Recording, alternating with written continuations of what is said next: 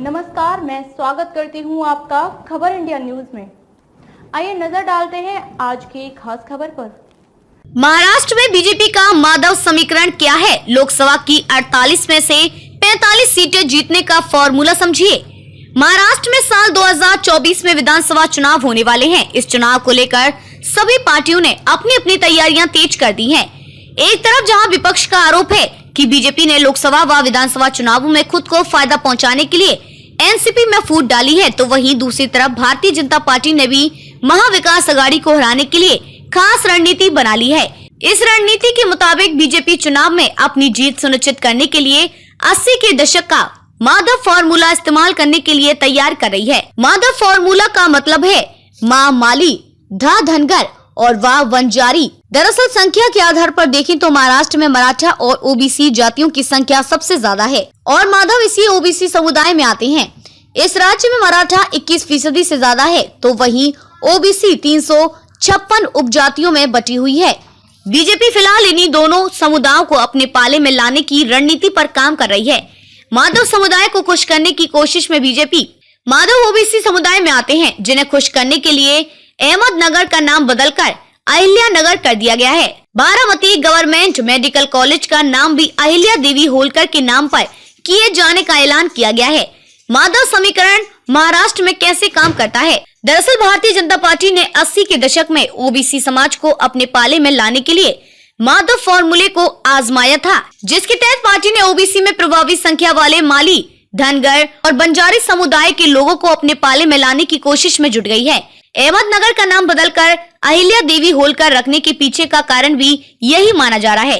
धनगर समुदाय अहिल्या देवी होलकर को भगवान की तरह पूजते हैं। कितनी सीटों पर है इस समुदाय का प्रभाव? इस समुदाय के ज्यादातर लोग कोल्हापुर, सांगली, सोलापुर, पुणे, अकोला, परभणी, नांदेड़ और यवतमाल जिलों में रहते हैं। वहीं जानकारों के मुताबिक इस समुदाय के लोगों के पास 40 से ज्यादा विधानसभा क्षेत्रों में निर्णायक वोट है और लगभग 100 विधानसभा क्षेत्रों पर इसी समुदाय के लोगों का प्रभाव है। 80 के दशक में अपनाया गया था माधव फॉर्मूला।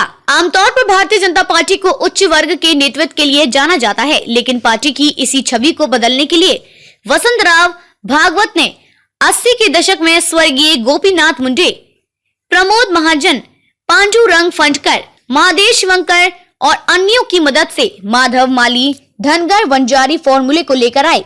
गोपीनाथ मुंडे ने साल 2014 में होने वाले चुनाव से पहले भी इस समुदाय को साधने की पूरी कोशिश की थी।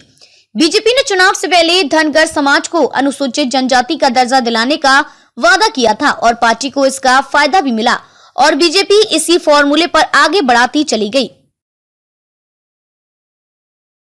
खबरों में अब तक के लिए बस इतना ही। फिर होगी आपसे मुलाकात ऐसे ही एक खास खबर के साथ। तब तक के लिए नमस्कार और बने रहिए खबर इंडिया न्यूज के साथ। क्या आप अपने कपड़ों और बर्तनों पर सख्त दाग और गंदगी से जूझते हुए थक गए हैं? तो आज ही अपनाएं घोड़ा वाले ultra active wash detergent powder, cake और डिश वॉशर बार। आपके सभी कपड़ों और बर्तनों की सफाई के लिए एकमात्र समाधान। हमारा नया 2x पावर फॉर्मूला कपड़ों पर लगे सबसे जिद्दी दाग को जड़ से निकाले, साथ ही कपड़ों को रखे चमकदार और खुशबूदार। अब पाएं हर 1 किलो डिटर्जेंट पाउडर के साथ एक 10 रुपए का डिटर्जेंट केक मुफ्त।